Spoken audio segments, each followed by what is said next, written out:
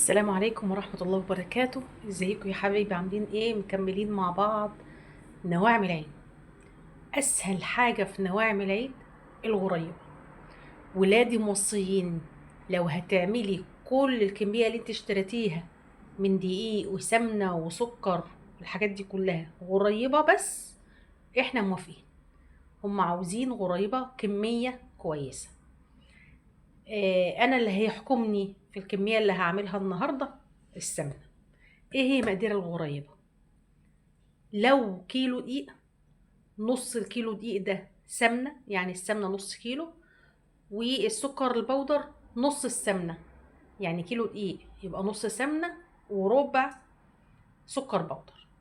اللي هيحكمني هعمل قد ايه، كمية قد ايه السمنة اللي عندي. انا هستعمل السمنة المتاحة اللي عندي. هشوف هتعمل كام كوباية، لان انا طبعا ما عنديش وزن بالجرامات، ما عنديش ميزان.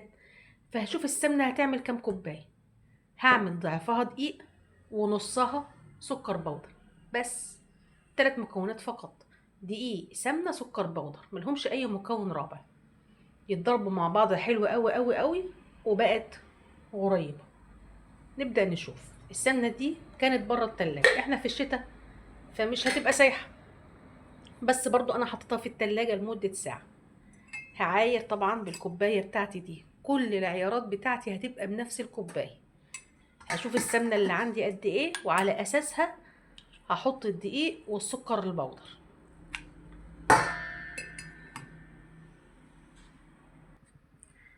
ادي اول كوباية سمنة. المفروض نحطها سمنة بلدي وجاموسي افضل، عشان الغريبة يبقى لونها فاتح. بس بالنسبة لي مش هتفرق، ممكن اعمل سمنة بلدي على سمنة عادية حسب المتوفر عندي. والسمنة العادية ممكن تبقى اغمق من لون البلدي شوية. كتر ضرب السمنة مع السكر البودر هيخليها كده كده فاتحة، يعني الغريبة هتبقى كده كده فاتحة، مش هتأثر. اكمل عيار السمنة واقول لكم عملت كام كوباية بالظبط. انا عايرت خلاص السمنة، طبعا سبت حبة صغيرين. دول 5 كوبايات سمنة، 3.5 منهم سمنة بلدي جاموسي، و1.5 سمنة نباتي كريستال. يعني المهم ان اكتر من النص سمنة بلدي جاموسي. ابدأ اعاير بقى سكر البودر في نفس الكوباية، عشان السكر ده ينزل بشوية السمنة اللي موجودين في الكوباية. مش عايزة اسيحها، انا عايزاها تبقى متماسكة، فما ينفعش اروح اسيحها في الميكروويف زي ما عملت في الكحكة عشان اخد السمنة اللي في الكوباية. هنزل بالسكر البودر في الكوباية وهو هينزل لي السمنة اللي فيها. دول 5 كوبايات سمنة، هيبقى عليهم 2.5 كوبايات سكر بودر. نص مقدار السمنة بالظبط هيبقى سكر بودر.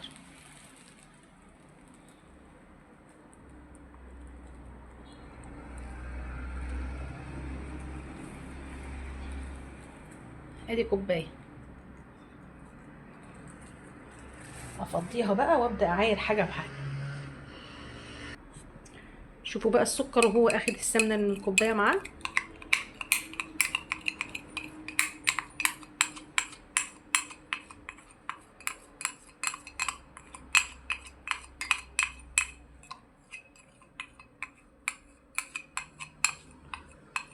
لسه الباقي هينزل مع السكر البودر الباقي.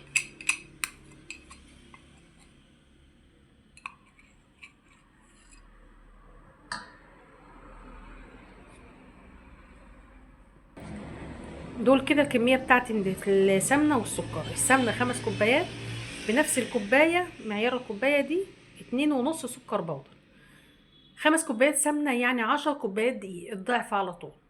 هضرب دول بس كويس جدا جدا جدا، السمنة مع السكر، لحد ما لونهم يبقى كريمي فاتح زي الكريم شانتيه. وبعدين ابدأ اضيف بعد كده الدقيق واضربهم تاني.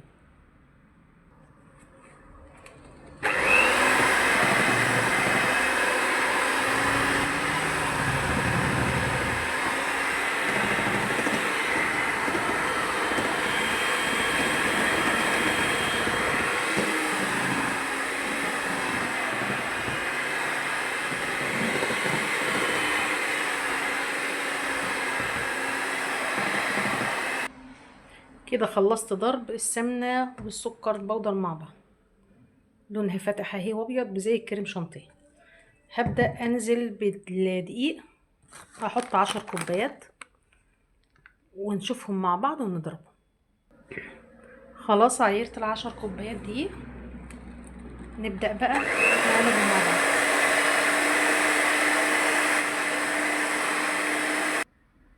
خلصت خلاص.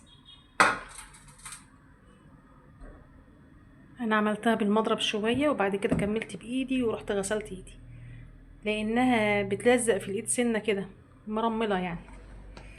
المهم انا هعمل هنا وحدايتين. شغلت الفرن على درجة 150 من تحت، وحطيت الرف يعني اللي هو تحت الوسط بسنة على طول، اول درجة تحت او الوسط. هعمل 2 هنا واروح اختبرهم، احطهم في الفرن اشوف هيفرشوا ولا لا. ان شاء الله مش هيفرشوا، بالعكس ده انا حاسه انها محتاجه سمنه، فهشوف هيفرشوا ولا لا والوضع ايه، واوريكم بعد الاختبار الوضع ايه، وعلى اساسه نبدا نعمل السجان بتاعتنا. امسك حته صغيره. احلى حاجه في الغريبه انها تبقى قطع صغيره.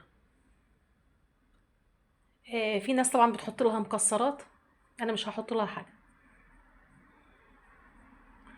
ده بتفري خالص يا جماعه.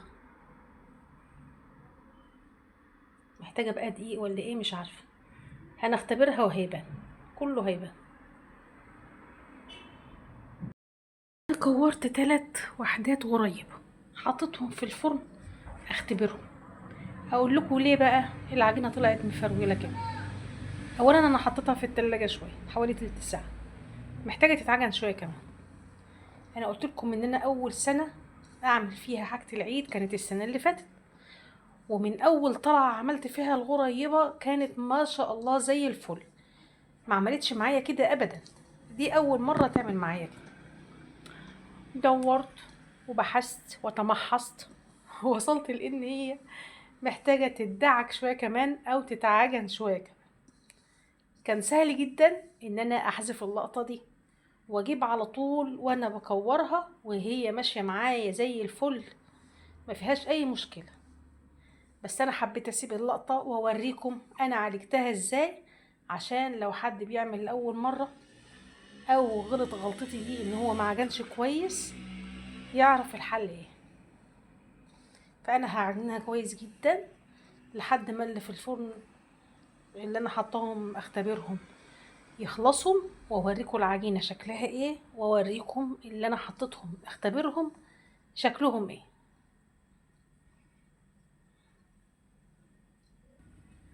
بصي بقى الحلاوه والجمال.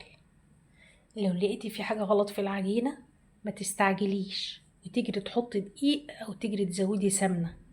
لقيتي حاجه غلط في العجينه حطيها شويه في التلاجة وبعدين طلعيها واعجنيها كويس جدا جدا جدا، وكوريها ما بين ايديكي وشوفي الوضع اتحسن خير وبركة، ما تحسنش ابدأي شوفي بقى حلول تانية. ايه رأيكم؟ لفت اهي ما فرولتش زي المرة اللي فاتت او زي اول طلعة اهي، لا مفرولة ولا مشققة ولا اي حاجة، 100 100. انا شايفة ان هي ممتازة، بس برضو هستنى اللي في الفرن لما يطلعوا عشان اتأكد ان انا تمام واكمل على الاساس ده. على فكرة انا خرجت اللي انا حطيتهم اختبرهم في الفرن، بس سايباهم يبردوا عشان اوريكم. كانت العجينة مفرولة طبعا معايا او مفتولة، ما كانتش بتلف، فما تلفوش معايا حلو. واحدة فيهم اتلفت حلو، فهوريها لكم بعد الخبز. وانا ما كنتش مستنياهم، انا العجينة ملمسها في ايدي روعة ما شاء الله، فبالتالي بدأت ان انا اشتغل في الصاج لحد ما يخلصوا تبرد بس واوريها لكم. وافضل شغالة زي ما انا لان ان شاء الله ان شاء الله ناجحة جدا جدا جدا.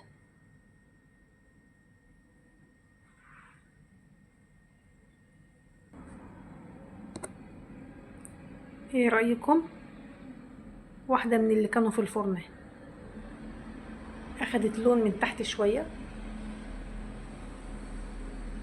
بس ان شاء الله في بداية من الصاج ده مش هسيبها تاخد لون شوية كده. يبان انها بتتقطم بصعوبة، لكن هي دايبة ومفرية. اكمل الصاج واوريهولكم. بتاعتي كلها عملت صاج زي ده ودخلته الفرن وهو خرج. ده تاني صاج، يعني هو عامل كمية 10 كوبايات دقيق و5 كوبايات سمنة بلدي على نباتي، بس معظمه 3/4 بلدي جاموسي، والربع سمنة نباتي، وكوبايتين ونص سكر بودرة. عملوا لي صاجين الا شوية، او صاج ونص وزيادة حاجة بسيطة. وريتكم اللي دخلت الفرن وخرجت اهي. هوريكم بقى الصاج اللي خرج، ولما يبرد ابدأ اعينه في العلبة واوريهولكم. ما ينفعش ان احنا نعينه غير وهو بارد. ده الصاج اللي كان في الفرن وخرج، ما شاء الله ما شاء الله زي الفل. بيضة قشطة، مقاسها او حجمها جميل جدا. هو طبعا نفشت شوية، شايفين من تحت عاملة ازاي. اول واحدة كانت في الاختبار قلت لكم انها اتحمرت شوية من تحت، وان انا هراعي الحكاية دي، وان انا مش هخليها تتحمر قوي اهي.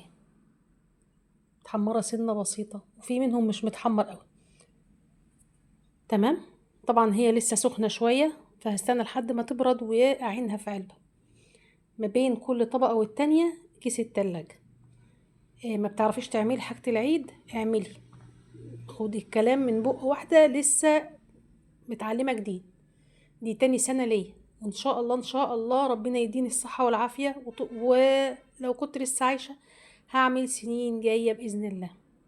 هعلم بنوتي، علمي بنتك. انا افتكر ان انا زمان وانا في ثانوي كنت بعمل الغريبة، بس طبعا قعدت سنين بعدها ما اعملهاش ونسيتها وبدأت اتعلمها من تاني. كنا زمان لازم اكل حاجة مع كوباية الشاي، فكنت متعلمة وانا في ثانوي اعمل غريبة، وكنت بعمل في كوباية دقيق كوبايتين دقيق يا دوب على القد.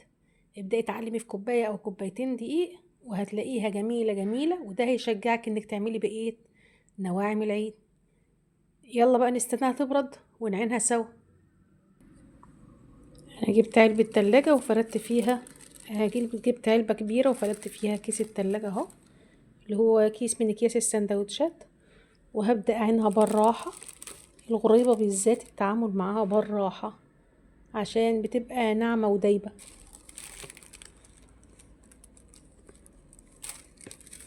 ومش هعمل صف فوق صف الا لما اتأكد انها الصف الاولاني بارد تماما.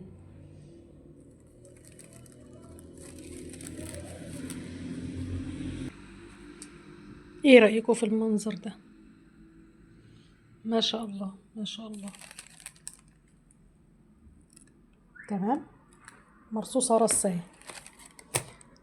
ما حطيتش لا عين جمل ولا لوز ولا فستق ولا بندق، لان عندي ناس من ولادي عاملين تقويم في سنانهم والحاجات دي جامده عليهم، وناس تانية ما بتحبهوش. فانا اختصرت وقلت اوفر وما حطيتهمش، ما اشتريت لهمش مخصوص يعني.